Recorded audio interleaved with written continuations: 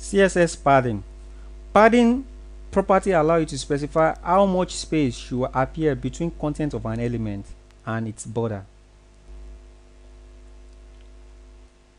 There are following 5 CSS property which can be used to control lists. The value of this attribute should be in length, a percentage, or the word inherit. If the value is inherit, it will have the same padding as its parent element. If a percentage is used, the percentage is of the containing box. You can also set different values for the padding on each side of the box using the following property. The padding bottom, specify the bottom padding of an element. The padding top, specify the top padding of an element. The padding left, specify the left padding of an element. The padding right, specify the right padding of an element. The padding serves as shorthand for the preceding properties. The padding is almost the same thing as when we are setting the border color. Instead of saying border color, you can specify the border color based on direction. You can say the border bottom color, the border left color, the border right color, the border top color. So right now we are going to start with the padding bottom property. The padding bottom property. So we are going to do that by running this code. You can see that we have 2 sentences in this code, and each of them are being associated, are being surrounded by a paragraph, and each paragraph contains a style. The property of this style, we have 2 properties, the padding bottom, and we also have the border. But inside this border, we also specify the border style, or the border style solid. And I've told you in the previous chapter that we can have solid, we can have the dotted, we can have the double, and so on and so forth. So right now, each of these sentences is surrounded with a style sheet inside the paragraph tags. So let's run this code and see what we have. So before that, we have to first log into our FTP. So we log in with our username, password,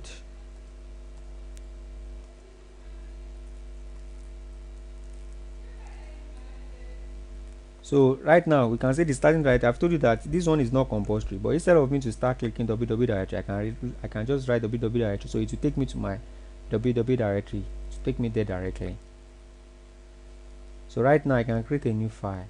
I can just name the file. You can name it anything. So but for the course of this tutorial, I will just name it padding.html. So save. So the next thing is going to give me a text editor that I can use to edit my padding.html. But right now I don't like how this code is being placed. So let me just, so this is the first paragraph and this is the second paragraph. So for the first paragraph, I've already told you the border, we set it to 1 pixel. We said it should be solid black. Then for the padding bottom, we said we gave it the padding bottom width of 15 pixel. So but this is what we are trying to talk about. I've already explained all this border for you in the last chapter, but right now we are trying to talk about the padding bottom. So much of our concentration will be on the padding bottom. But right now, note, what is padding itself? I've already told you that padding property allow you to specify how much space should appear between the content of an element and its border. So between the content of an element and its border, so between the border of an element to its contents. So that's what we refer to as what? Padding. You may now be wondering that what is the difference between the padding and the margin. The margin is just telling you from the border to as in the margin. The margin is just the space around an HTML element. What we refer to as margin is the space around an HTML element. Okay, let's run this code so that I'll be able to use this medium to tell you the difference between a margin and a padding. Let's save this. Let me log into my Ewebtutor account so that I will get my domain name. my website rather.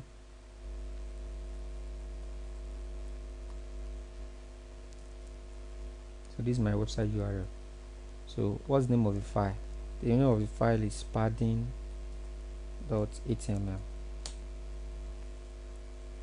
Can you see? So right now, look at it. Margin is the distance between this border to the space that is surrounding from this border to this place. Let's say the space that is surrounding a HTML element. This is an HTML element. The HTML element is all this place that you are seeing, all this thing. So the space that is surrounding it, that means from this top to this place is a space.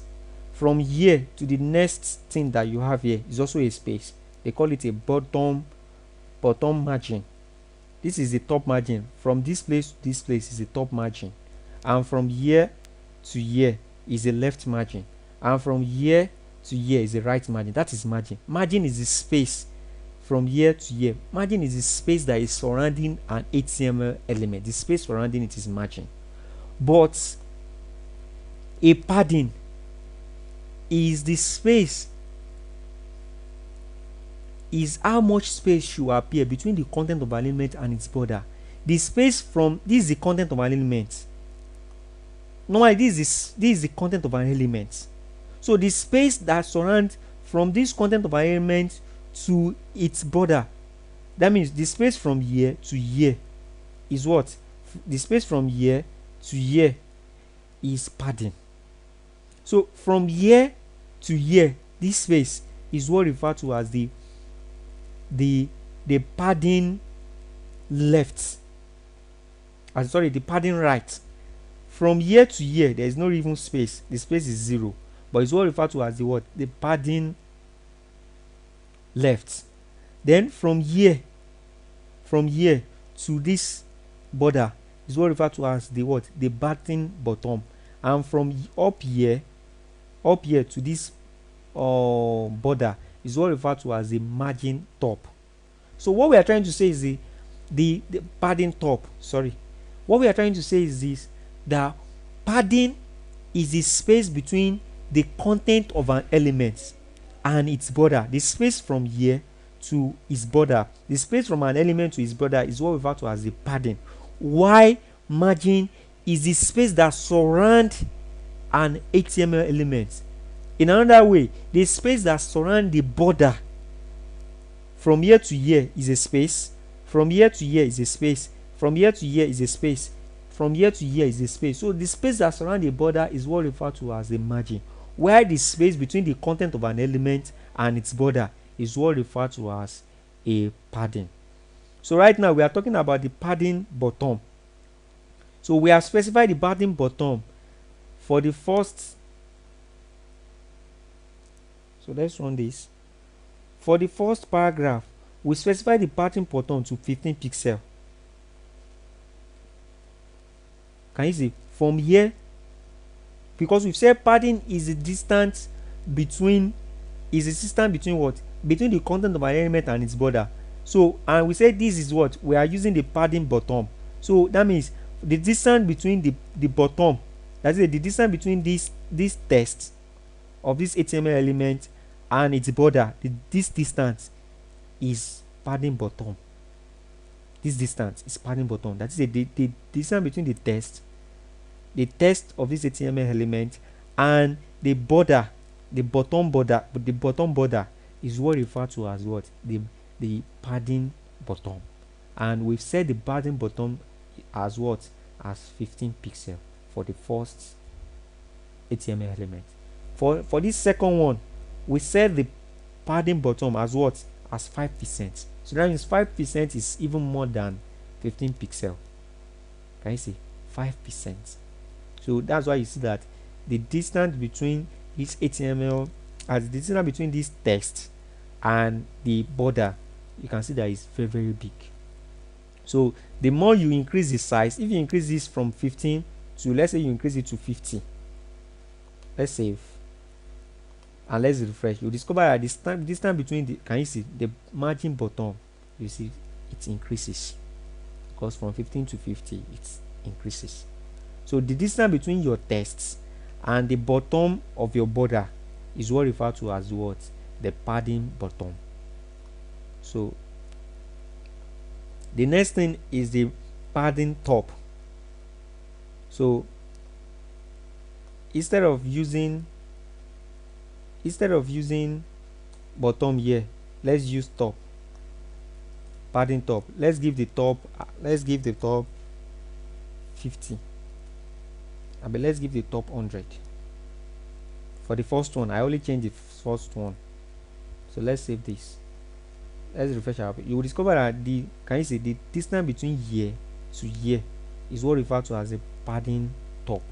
So the distance between your tests and the border of your page is what referred to as, and the top border of your page, the distance between your text and the top border of your page is what referred to as a padding top. So the next thing is the padding left. The padding left. So instead of me to start typing the code, so I can just edit that to the top. I can just edit it to left. Let me edit this to left, and let me edit this to right. So instead of me to start retyping it, I just edit it to left and the right. So padding left, but it's possible I gave it padding left, I gave it padding right, padding bottom. Just this, I gave it padding left, I gave it padding right, I gave it padding bottom, padding. I can give it all the four properties: the padding left, the padding right, the padding bottom, and the padding top. I can give it every one of them. I can give it. So, but right now for the course of this tutorial, I'm just trying to use one just to explain, so that you'll be able to see the changes. Right now, you know that we give it padding top. So, but for your own, by the time you are trying to build it, you can give this test now. You can give it padding left, give it padding right, you give it padding bottom, and you also give it padding top. So, but for this example, let's just stop the padding left and the padding right. Let's give it 1 1, so that we'll be able to see the changes.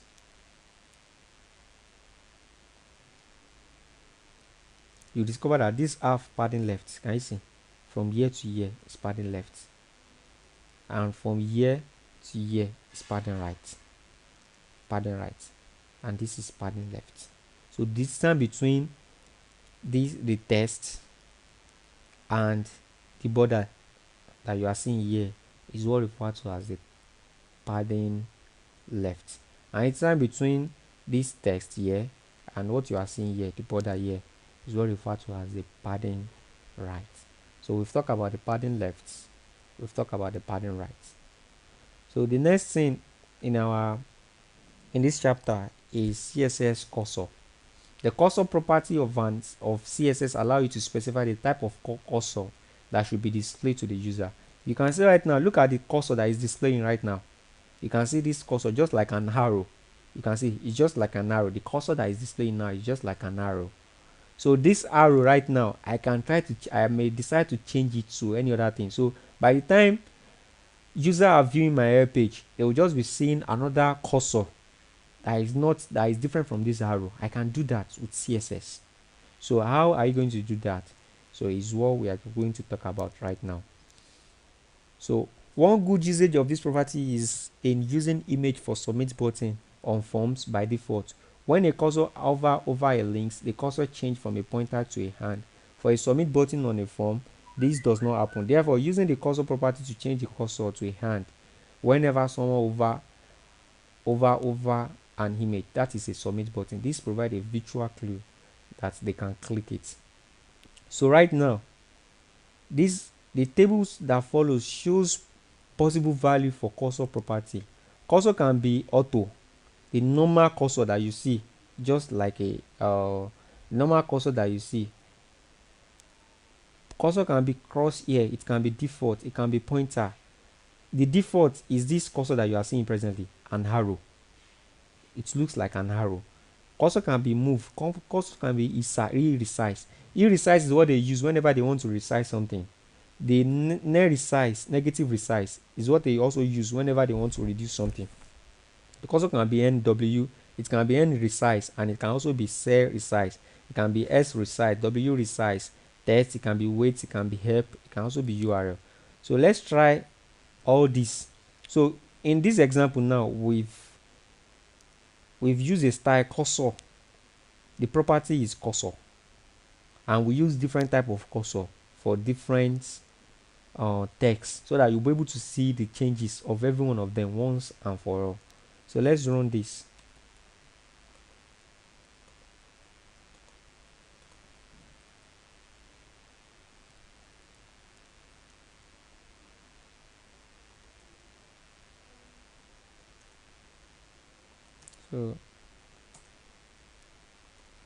So look at it now.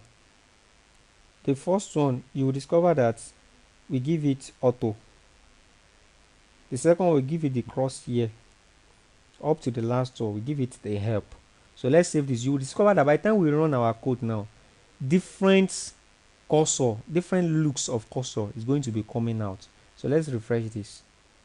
So by the time you over your mouse, can you see this is auto? Auto is just as whenever you in Microsoft Word, whenever you want to type on anything in Microsoft Word, the kind of cursor that shows, can you see this kind of cursor? Can you see your cursor now? Is an auto cursor. Auto. That's auto. So whenever you want to set a attribute, whenever you want to set a property for cursor, auto, you make use of style cursor, then you give it a value what auto. So your cursor will be in this font. So whenever you want somebody to view your web page, and you want something like this to pop out, then that means you are going to set cursor as what? As auto. A cursor will now be a style, then the value of that cursor will be auto. For this one now is cross here. I believe you've seen your cursor in this way before. Cross. That's why you say cross here.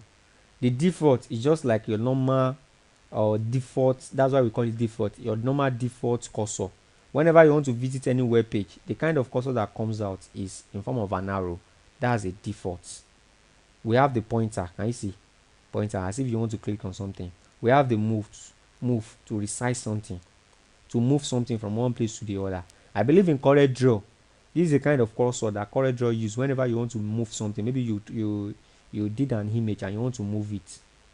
We have the E resize to resize something. We have the negative resize. Can you see? We have the N resize. We have the N resize down. We have the cell resize. Can you see different direction of cursor? We have the S resize, W resize. Can you see? We have the text.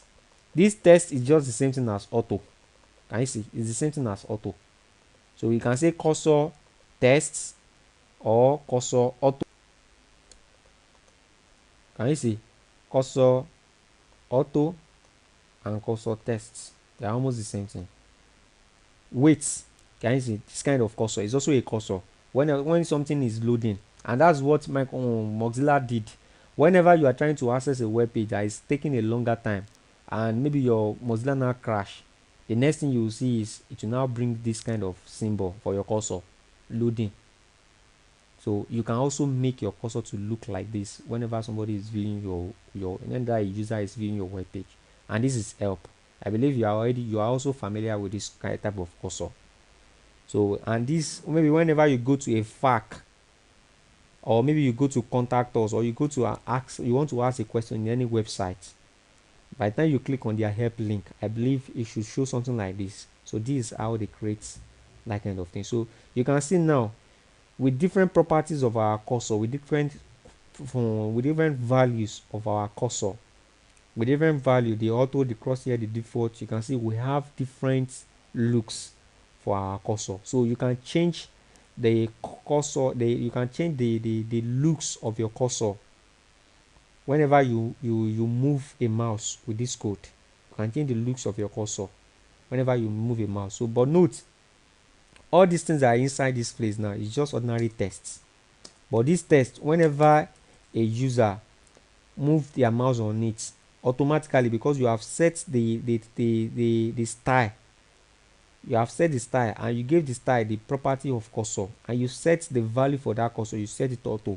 By the time they drag their mouse over this thing, then the cursor will change to what? Auto.